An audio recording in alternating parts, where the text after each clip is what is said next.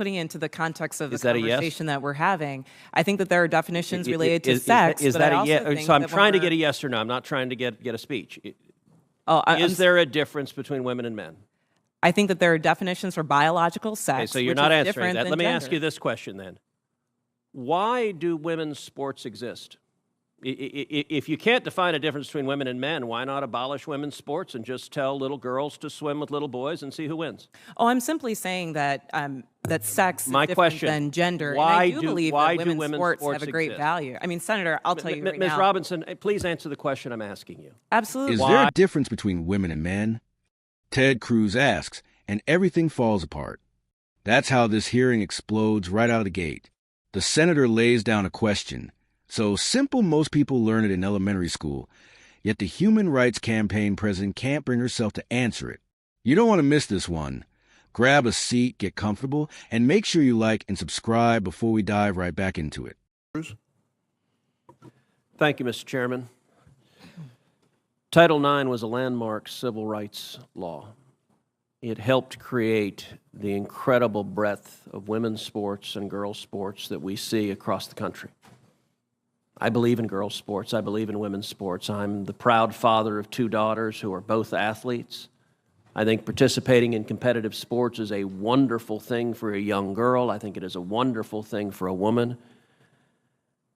And I think, unfortunately, today's Democrat Party has decided that women's sports and girls' sports no longer matters, and they're willing to push radical legislation designed to destroy girls' sports and women's sports. Ms. Gaines, I want to thank you for your courage. You are relatively young, but you have demonstrated incredible courage. And because you have dared to speak up, you have been demonized, you have been vilified. I saw when you were attacked by a leftist mob at San Francisco State University for daring to speak up. You had an incredible record as a swimmer at the University of Kentucky. You were a 2-time NCAA All-American. You were a 5-time SEC champion. You're an SEC record holder and a 2-time Olympic trial qualifier. But yet on March 27th, 2022, something changed. What happened on March 17th, 2022? That's when Thomas and I raced in the 200 freestyle and again resulted in a tie.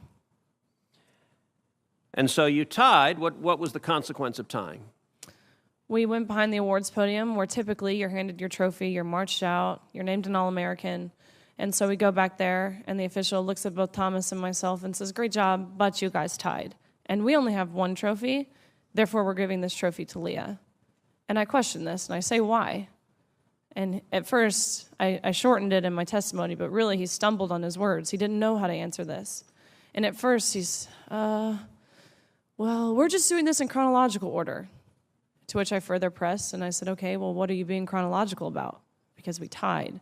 And if we're doing this off alphabetical order, G comes before T, so what are you being chronological about? To which this wasn't a script they had prepared for him. And he actually appreciated his honesty. He did say, we have to give the trophy for Leah because Leah has to have it for pictures. They've made that clear. Leah has to have the trophy for pictures. You can pose with this trophy, but you have to give yours back. You have to go home empty-handed. Leah Thomas takes the trophy home. End of story. Now, let me ask you, as someone who's competed at the elite level, in your experience, is there a difference between women and men? Of course. I think we learned this at a very young age, watching even 12 and unders play.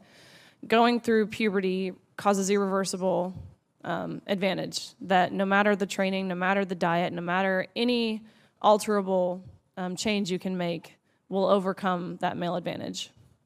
Especially in sports like swimming, where lung capacity matters so much.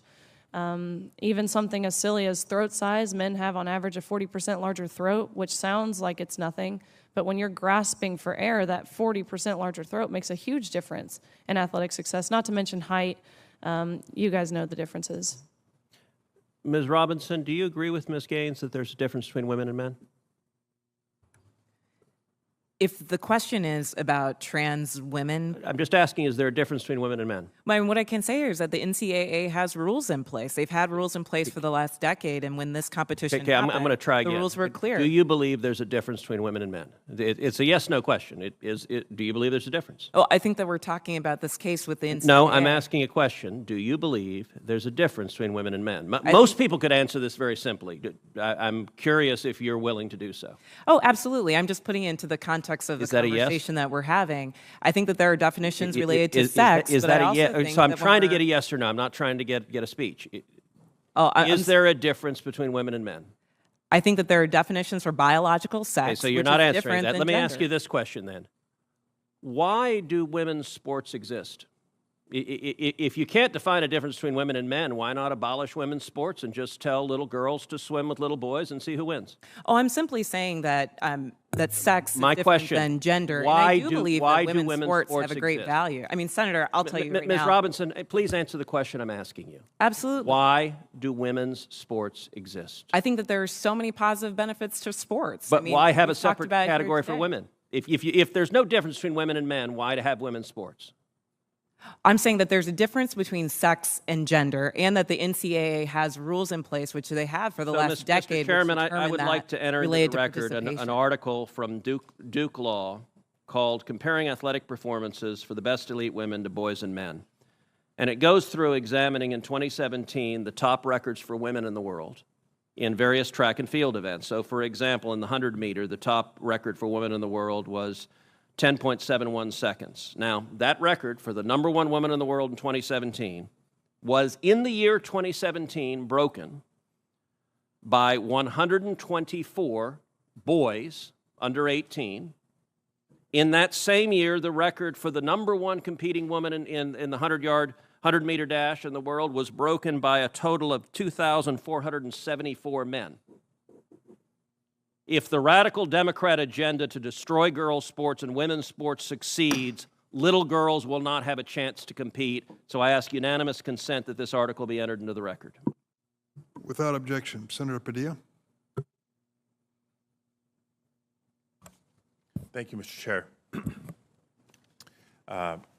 Colleagues, a recent Ted Cruz opened by reminding everyone why Title IX mattered in the first place. Women's sports didn't appear by accident. They existed because women needed their own category to compete fairly.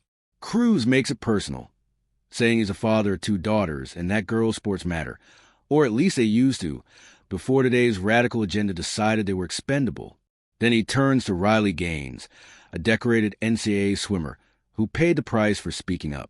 Gaines explains how she tied Leah Thomas in a race, only to be told it was 1 trophy, and that trophy had already been reserved, not because of fairness, not because of rules, but because Thomas needed it for pictures. Gaines went home empty-handed. That's not equality. That's enforced silence. Cruz then asked the question that detonates the room. Is there a difference between women and men? Gaines answers plainly, explaining how male puberty creates irreversible advantages: lung capacity, height, even throat size, advantages no amount of training can erase. That's when Cruz turns to the Human Rights Campaign president. The same question, same setup, but suddenly the answer disappears. Instead of yes or no, we get rambling about NCAA policies, definitions, and gender theory. Cruz presses again, and again, still no answer. So Cruz delivers a knockout. If there's no difference between women and men, why do women's sports exist at all? Why not just tell little girls to compete against boys and see who wins? The silence says everything. To drive it home, Cruz enters a Duke Law study into the record showing elite female world records being shattered by teenage boys and thousands of men. The science is clear. The data is clear. What isn't clear is why activists are willing to sacrifice girls' sports just to protect an ideology. This wasn't complicated. It wasn't hateful.